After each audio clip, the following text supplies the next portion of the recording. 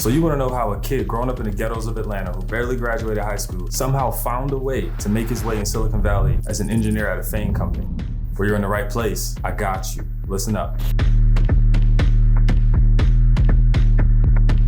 How's it going, everybody? I'm Scott Moss, and in this channel, what I like to do is inspire people to follow their dreams, to reach paths that they didn't think they could have, to show them examples that they might not be able to see, so that they can go out there and be successful on their own. Now, a lot of people who are in a position of success love to talk about all the good things and all the things that they did right. So I'm gonna start off like that. I'm gonna talk about all the good things and stuff that you can Google and you can find out. Let's start there. And then I'll tell you about the stuff no one wants to talk about. So yes, I am a senior software engineer here in the Bay Area. I work at Netflix. Before that, I was a startup founder. I was the CEO of a developer tools company, a funded company that was part of Y Combinator, YC, if you never heard of that, check it out, pretty awesome program. And before that, I actually had a consultancy where I was just working with some of the biggest companies in the world. And that all happened because I learned to code. Now let's talk about all the things that no one wants to talk about, but I actually do, because without those things, I wouldn't be here. You really have to understand the story behind everything. Growing up in Atlanta, we lived in poverty. I'm talking food stamps poverty. I lived in single room hotels with 7 siblings. I didn't have my own bed until I was almost 18 years old, like that type of poor. But we did have each other, we had our family, and we were really close.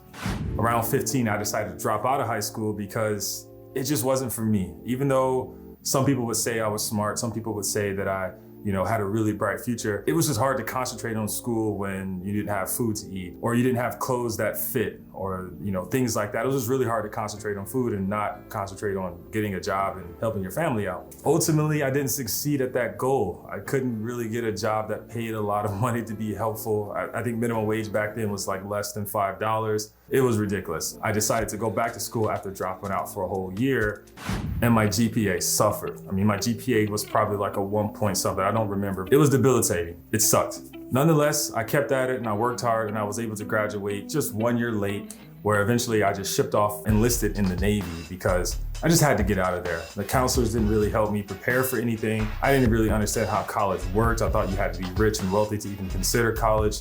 So after joining the Navy, I got shipped off to San Diego, which was pretty legit. Being on the East Coast and in the South my entire life, now living on the West Coast in San Diego, life was different. I remember getting to San Diego and just interacting with the people, and I knew right there that there's just a different lifestyle, there's a different way to live. Everything that I told myself I couldn't do was a lie. At that moment, just living in that city for one night, I realized there was nothing I couldn't do. I didn't even report to my station yet, and I already was like, I don't even want to be here. I got a whole nother 5 years left. Just seeing an example of how people live and how people accept other people was just amazing. So 4 years into the Navy, I actually got medically discharged because I had problems where I was getting dehydrated quite often, to the point where they were worried I was gonna have kidney failure out on a boat. So they decided to medically discharge me. So around that time, I'm like, all right, what am I gonna do with my life? I have the GI Bill, I can go to college, they'll pay my rent, they'll do all this stuff. What do I really wanna do? The Navy taught me a lot of stuff. It taught me discipline. It taught me that my limits can be stretched, they can be pushed. One thing it also taught me was that I was never gonna work at a job where I wasn't happy. I wasn't gonna sacrifice my mental health for the sake of a paycheck ever again.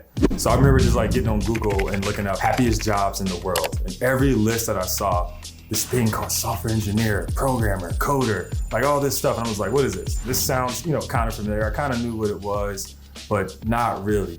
I'm like, why am I not doing this? So my plan was to go back to school, maybe I'll go to Stanford, something like that, get a computer science degree. That didn't work out. Mainly because I just didn't have the patience, and I just didn't want to spend another 4 years in school when I just spent 4 years protecting the country. I just didn't have the patience for it. The path that I chose was a boot camp. A coding boot camp is exactly what it sounds like. It's literally a boot camp, except you go there to write code. It was honestly harder than Navy boot camp, not gonna lie. I remember being in boot camp in the Navy and I thought it was legit. We got a bed, we get fed 3 times a day, our clothes get clean, we get to exercise. I had a blast in Navy boot camp, but coding boot camp was really tough. And it wasn't until I started talking to my classmates that I realized everybody thought that way. Even the guy next to me who was like a PhD in neuroscience was like, yo, this stuff is hard. I don't know if I can do this. So that kind of like made me feel good that it wasn't just me and everyone just feels pretty stupid. After I finished that for about 3 months, I was getting job offers for over 100K. So if you go back and just look what people were making in the military, depending on their rank, I mean, I was probably making maybe 30K a year, 35K a year to, 3 months later, I'm getting offers for over 100K. That was pretty crazy to believe, not gonna lie. I remember my goal was just like, if I could just make 60K after, 3 years, that'll be good. I can do a lot with 60K. I just didn't believe it. Like, I remember just going home crying, right? Just like, wow, like, really? Okay. So once that sunk in, and I started working as an engineer, again, I had another epiphany similar to when I was in San Diego, where I realized, wow, there's a whole new world. It's a whole new way of living. The ceilings that I created for myself, maybe they don't exist. Maybe there's more to this. Maybe I can go further, and maybe there's nothing in my way but myself. And that's when I started believing more in myself, and I started doubling down on myself. I started investing in myself, and it paid off. And ultimately, that's how I got here. So the whole point of this video is I wanted to just share a story with you about someone who didn't take a traditional path into tech as an engineer. I never went to college. Like I said, I barely graduated high school. I'm definitely not a mathematician, but I work hard. I invest in myself. I know how to say no to distracting things. That is how I got here, right? My interest in engineering also, I needed to be interested in it, but you don't have to be Steve Jobs to become an engineer, especially in a place like the Bay, where it's arguably some of the most competitive jobs and salaries out there. But you can do it if that's something that you want to do.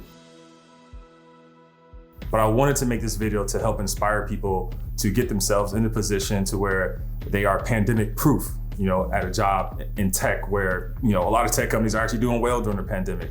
So if you found this helpful, please leave a like, subscribe, because I'm going to be releasing more videos where I'm going to be talking to other people in the industry with unique paths.